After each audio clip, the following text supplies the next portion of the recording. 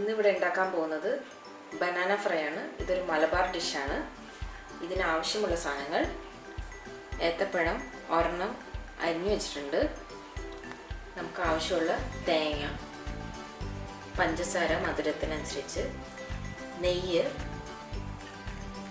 ഏലക്ക പൊടിച്ചത്, ഇത് വറുത്ത് മേലെ ഗാർണിഷിന് ഇടാൻ വേണ്ടിയാണ്, കിസ്മിസും കശുവണ്ടിയും. ഇനി നമുക്കിതെങ്ങനെ ചെയ്യാമെന്ന് നോക്കാം.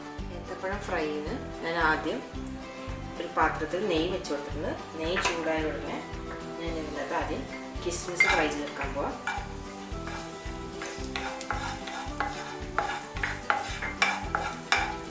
അതിൻ്റെ കൂടെ തന്നെ കശുവണ്ടി ചേർത്ത് വെക്കാം.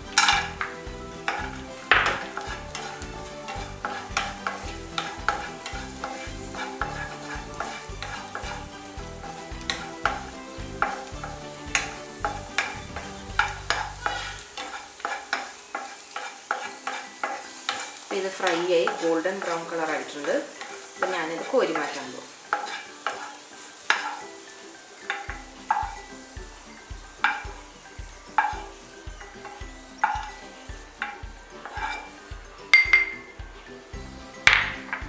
ഇനി ഇതിൻ്റെ അകത്തേക്ക് തന്നെ കുറച്ചും കൂടി ഞാൻ നെയ്യ് ഒഴിച്ചു കൊടുക്കാൻ പോവാം.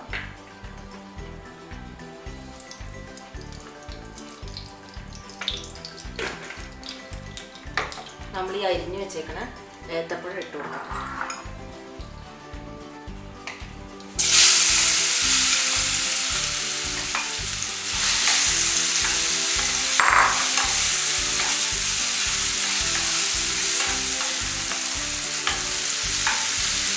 ഇത് നല്ല രീതിക്ക് പൊരിച്ചെടുക്കണം. നമുക്ക് നെയ്യിൽ കിടന്ന് ഇതൊന്ന് വാടി പൊരിഞ്ഞ് വരും.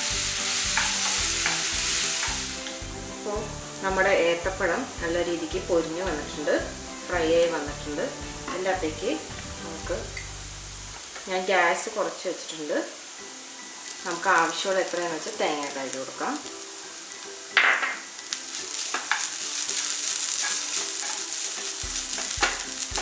തേങ്ങ ആഡ് ചെയ്തതിന് ശേഷം ആവശ്യമുള്ള പഞ്ചസാര.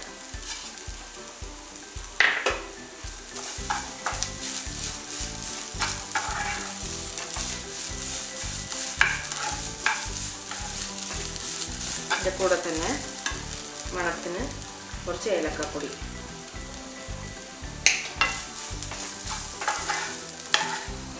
ഏലക്കപ്പൊടി ഇഷ്ടമില്ലെങ്കിൽ അത് ആഡ് ചെയ്യണമെന്നില്ല.